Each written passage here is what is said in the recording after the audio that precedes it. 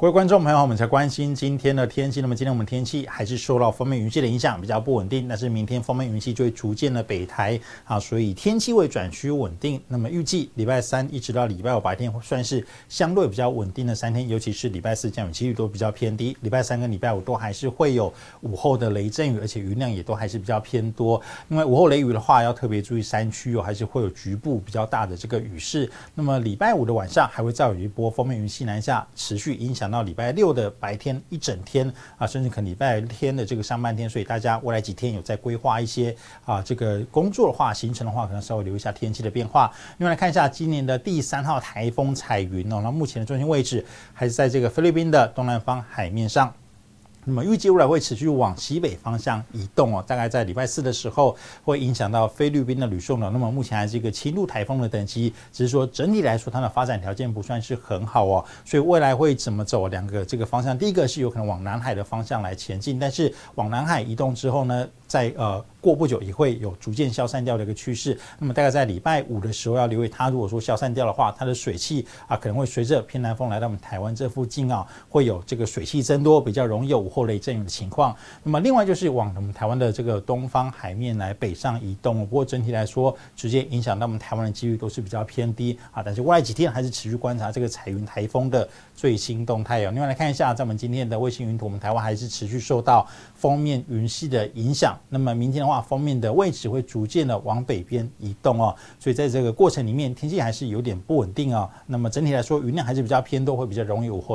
午后雷阵雨。礼拜四的时候，锋面在最北边我们台湾呢是天气最稳定的一天。礼拜五可以看到锋面云系逐渐南下，到礼拜五晚上就会来到我们台湾这附近。礼拜六一整天台湾都是在锋面云系的影响之下，天气是比较不稳定，比较容易有阵雨所以出门的话都要记得携带雨具。那么预计礼拜天的话呢，锋面就会来到这个巴士海峡这附近了，但是跟我们台湾的距离还是有点接近，还是要留意它的一些周围的一个变化。来看一下我们的这个降雨的趋势方面礼拜三最主要就是一个午后热对流发展起来的机会还是比较偏高。礼拜四的话呢，就可以看到其实水汽各方面都比较偏少，午后雷雨都会是比较局部都不算是很多。但是礼拜五我们刚刚提过，如果南方这个彩云台风的一个水汽有上来的话呢，也还是要留意比较容易有一些午后雷阵雨或者局部比较大雨势发生的机会。接下来就是下一波锋面云系南下，所以未来4天的降雨区域方面可以看到礼拜三还是有午后的热对流，甚至有局部地区可能这个降雨还是会比较明显。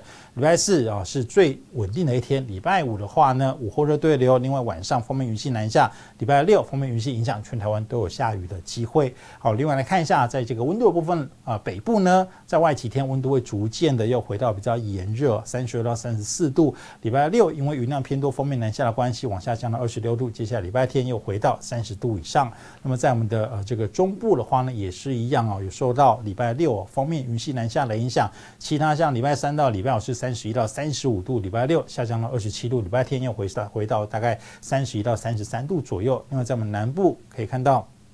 低温在28到29度，低温在高温的话呢，也是礼拜六有稍微往下降，但是其他时间大概都有30到32、33度左右。所以未来几天的话，还是要特别留意虽然说天气在礼拜三开始会逐渐的转趋稳定，但是礼拜五又有锋面云系南下，期间礼拜三到礼拜五也还是会有午后雷阵雨，大家还是要稍微留意。以上就是今天的天气，明天再见。